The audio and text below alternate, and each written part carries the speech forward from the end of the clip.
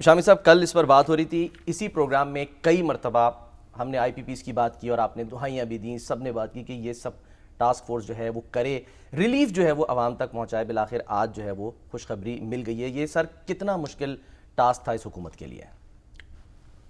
دیکھیے، بہت مشکل کام تھا۔ آئی پی پی سے معاہدے ہوئے ہیں، انٹرنیشنل گارنٹیز ہیں، اس میں ان کو پرسویٹ کرنا اور ان کے ساتھ معاملہ کرنا ایک بڑا مشکل مرحلہ تھا، لیکن بہرحال اس میں کامیابی ہوئی اور آئی پی پیز کے جو ذمہ دار ہیں ان کو قائل کیا گیا۔ انہوں نے بھی دیکھیں ایک لمبا عرصہ ہو گیا ہے، بہت سو کے تو جو پورے ہو گئی ہیں قیمتیں پلانٹس کی، اور انہوں نے بھی ایک تعاون کیا ہے، تو ان کا بھی شکریہ ادا کیا جانا چاہیے۔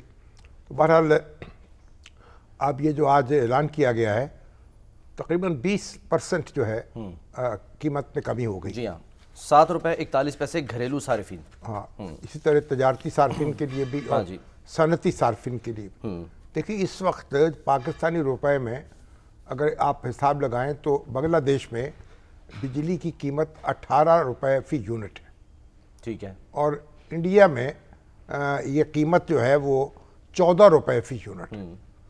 تو ان کے مقابلے میں ابھی بھی ہمارے ہاں بجلی کی قیمت زیادہ ہے، لیکن بہرحال کمی کا آغاز ہوا ہے، اور 20% کمی ایک بڑی کمی ہے۔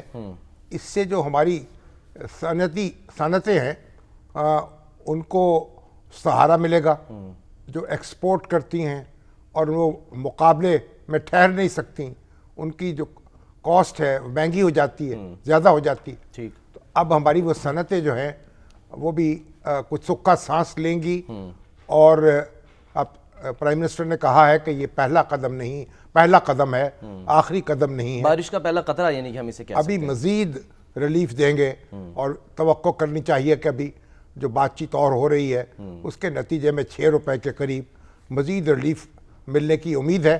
اور جو پرائم منسٹر نے کہا کہ گردشی قرضہ جو ہے وہ ایک لحاظ سے کیپ کر دیا گیا ہے، 2000 ارب کے لگ بھگ جو قرضہ ہے، اب اس کو آئندہ 5 سال میں ادا کیا جائے گا، اور مکمل اس کا مطلب یہ طور ہوا پہ کہ ختم کر لیا جائے گا۔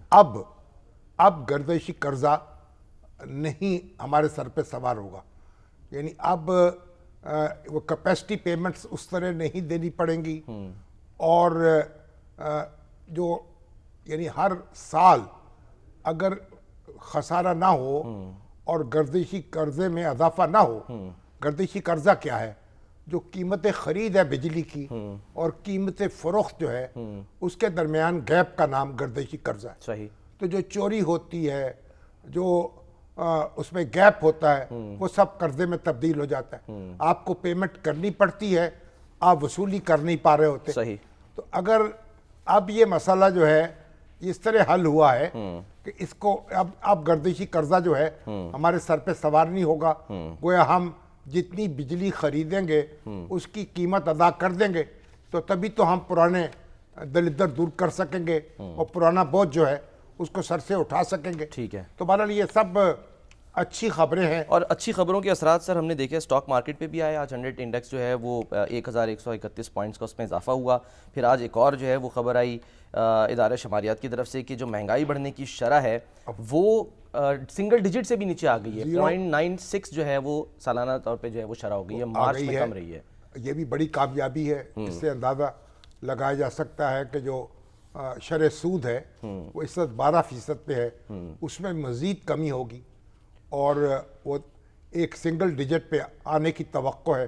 اس سے جو حکومت کا بوجھ جو ہے، جو قرضوں کی ادائیگی کرنی پڑتی ہے، اس کو سود دینا پڑتا ہے، اس میں کمی واقع ہوگی، اور پھر صنعتیں ہماری جو ہیں اور تجارتی اور کاروباری جو سرگرمیاں ہیں ان میں بھی اضافہ ہوگا، کہ روپیہ جو ہے وہ یعنی اس کی جب اس کے سود کم ہوگا تو ظاہر ہے کہ انویسٹمنٹ زیادہ ہوگی۔